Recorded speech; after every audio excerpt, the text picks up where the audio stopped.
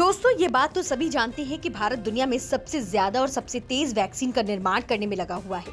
जब भारत ने सबसे पहले गरीब देशों में फ्री में वैक्सीन बांटी, तो गरीब देशों में बैठे लोग अपने आप को भाग्यशाली समझने लगे। लेकिन अब भारत की ओर से कोरोना के टीकों के निर्यात पर अस्थायी रोक लगा दी गई है, जिस कारण गरीब देश अब बड़े संकट में फंस गए हैं।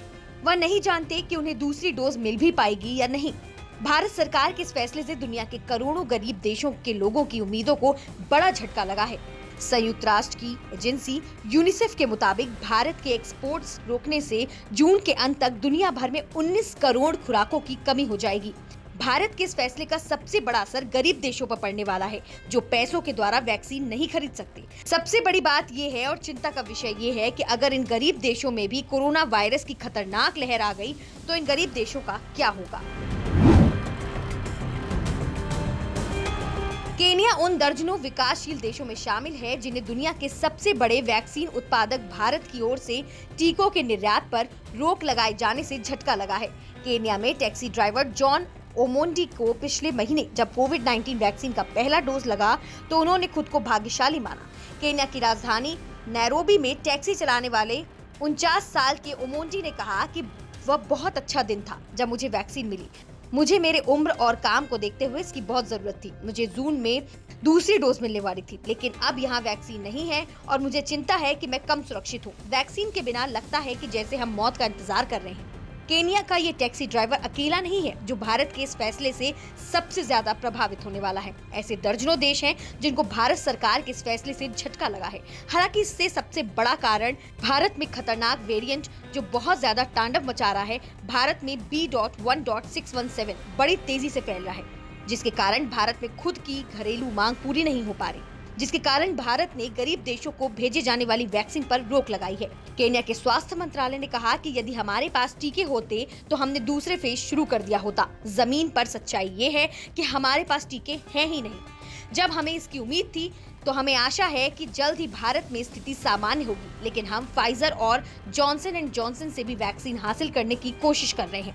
भारत के सीरम इंस्टीट्यूट ऑफ इंडिया ने कोवैक्स प्रोग्राम के तहत 5 करोड़ की आबादी वाले केन्या को एस्ट्राजेनेका वैक्सीन की 10 लाख खुराकें दी थी। 30 लाख खुराकों के साथ दूसरा बैच जून में आना था, लेकिन भारत ने घरेलू मजबूरी के चलते निर्यात पर रोक लगा दी, जिस कारण गरीब देशों के ऊपर भारी संकट आ गया।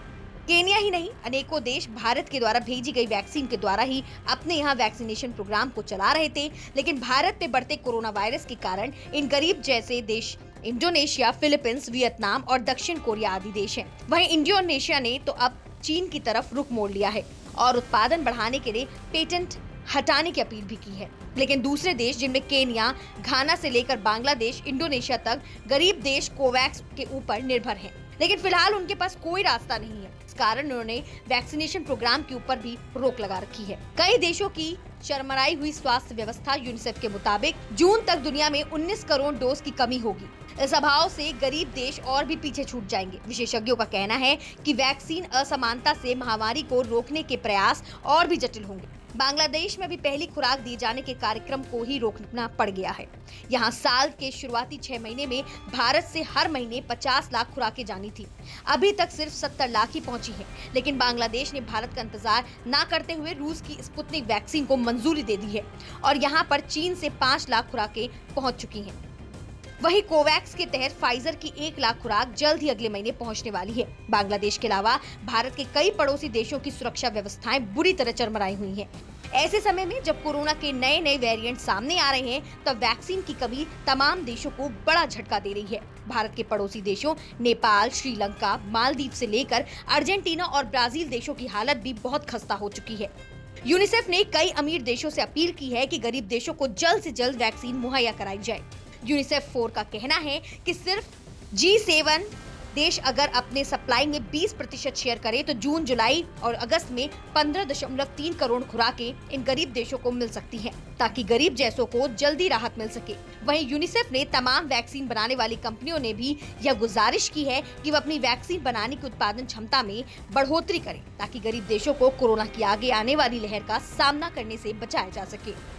अगर गरीब देशों के पास वैक्सीन नहीं पहुंची, तो अमीर देश यह ना समझे कि वायरस का खात्मा हो चुका है।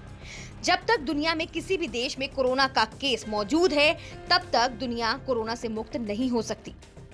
वहीं अफ्रीका जैसे देशों की बात की जाए तो वहां पर 94% देश वैक्सीनेशन के लिए कोवैक्स पर निर्भर हैं। अफ्रीका ने इसके लिए बहुत बड़ा लक्ष्य बनाकर रखा हुआ था। उसका लक्ष्य था कि इस साल के अंत तक वह 30 से 35% और अगले 2 से 3 साल में अपनी 60% आबादी को वैक्सीन लगवा दे। लेकिन वैक्सीन की कमी की वजह से उसका पूरा प्लान फेल होता नजर आ रहा है।